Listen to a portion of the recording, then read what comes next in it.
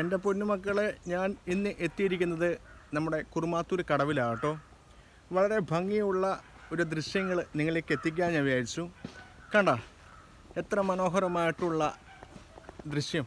ഒരു തോണിയൊക്കെ ഇവിടെ നിർത്തിയിട്ടുണ്ട്. അപ്പോൾ വണ്ടി അങ്ങോട്ട് ഇറക്കണം, എങ്കിലേ ആ ഒരു കാഴ്ചകൾ നിങ്ങളിലേക്ക് എത്തിക്കാനാവുള്ളൂ.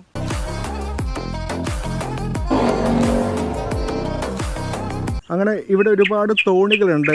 കാരണം വെച്ചാൽ വൈകുന്നേരങ്ങളിൽ ചേട്ടന്മാർ വന്ന് പുഴ മത്സ്യം പിടിക്കാനും കക്ക വാനാനൊക്കെ വരുന്നുണ്ട് കേട്ടോ.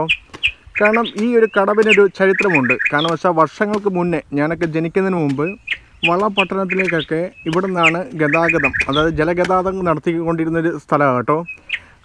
കപ്പയും അതുപോലെ തന്നെ കാച്ചിലും കിഴങ്ങൊക്കെ ഇവിടെ നിന്നാണ് കൊണ്ടുപോകുന്നത്. കാരണം നല്ല മനോഹരമായിട്ടുള്ളൊരു ഏരിയ തന്നെയാണ്.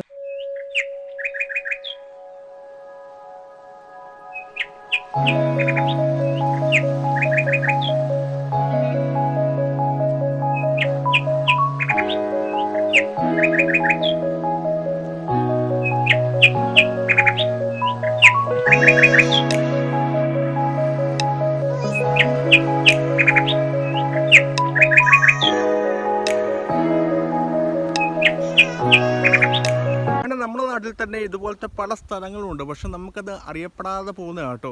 നമ്മൾ മൈലുകൾ താണ്ടി ഒരുപാട് രൂപ മുടക്കി നമ്മൾ മറ്റുള്ള സ്ഥലങ്ങളിലേക്ക് പോകുമ്പം നമ്മുടെ ഈ കൊച്ചു നാട്ടിലും ഉണ്ട് ഇതുപോലത്തെ സ്ഥലങ്ങൾ.